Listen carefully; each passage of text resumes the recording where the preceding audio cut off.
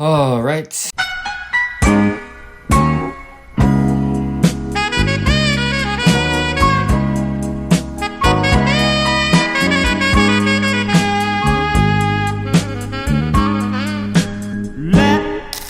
Morning everyone. The weather's been getting fairly cold recently, which I do not like. I might sound a little sick, and that's because I have bad allergies right now. But anyways, if you're new here, me and my team are building a startup called Clink. Clink is a platform that connects small content creators together so they can build their influencer network in hopes to collaborate and grow their channel quickly.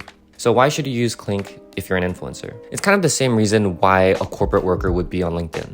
You would be on LinkedIn to show people your profile and your resume, connect with other workers from different companies for potential employment opportunities. Or I guess just to browse and learn about other people in different industries or companies. So same thing for Clink. You would use it to create your own profile to showcase what you've accomplished as a content creator to other creators, or I guess just anyone. You would also connect with other creators to chat with and collaborate with them, and I guess just learn from each other as well. Now before I go any further, I'm gonna go to a cafe to get some work done, so yeah, let's go.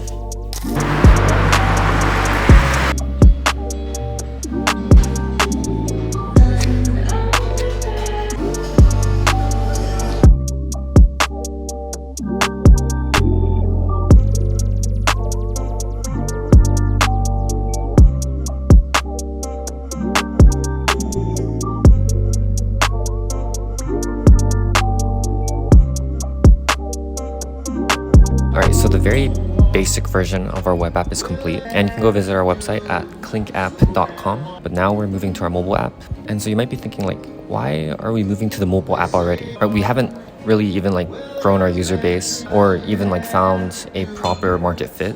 Well, the thing is, I've come to realize that it makes more sense for our Clink to be on mobile. We're basically a social media platform, and so most people will use their phones to access Clink. So actually, I did a poll on Instagram about whether people use their phone or their laptop for Instagram. And the result was actually pretty close between people using solely just their phones and people who also use their laptop together. But conclusion, people use their phones mostly, but they also use a laptop. So I do want to keep our web app still active, and I want it to be synced to our mobile app.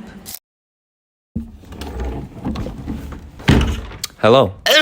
Are you struggling to find a gift for your friends, family, or your significant other? Well, don't worry, because I have the solution for you. For today's video, I've partnered with Ultrahuman again, and in celebration of Black Friday, they're having their biggest sale ever. If you don't know, Ultrahuman is a company that creates products that integrate technology in people's lives in order to improve their health.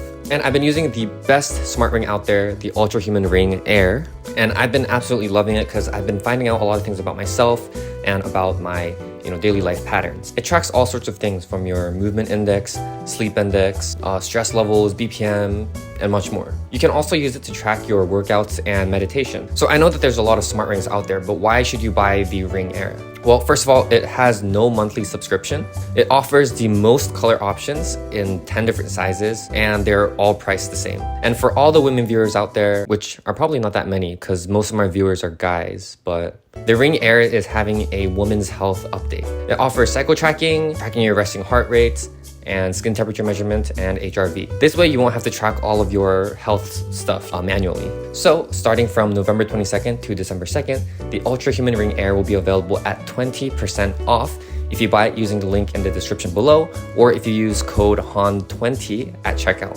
Honestly, 20% off is a huge steal, so I definitely recommend you get it as soon as possible. And I believe that this would be a really, really good Christmas gift. Now back to the video. I'm worried that you're not giving the right angles.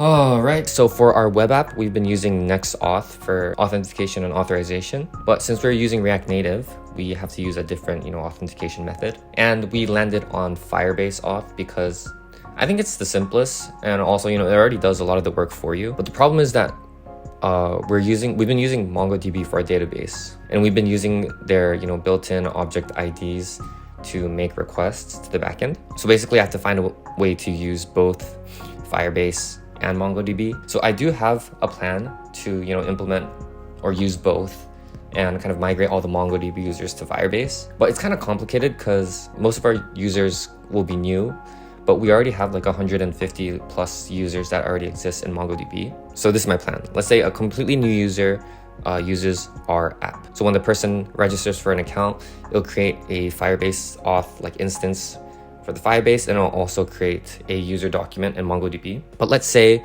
one of our 150 users decide to log into our mobile app.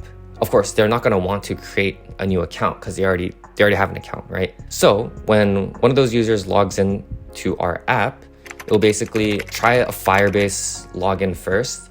But if that doesn't work, then it will check MongoDB, authenticate user through email and password.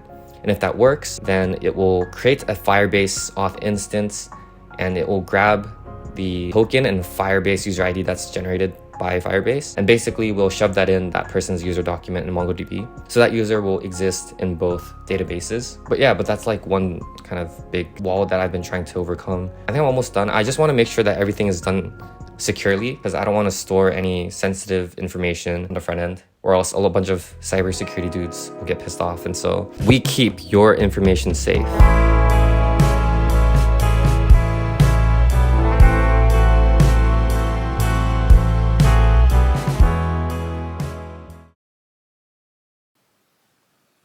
Probably couldn't tell from the camera, but there was just an earthquake right now. I think it stopped.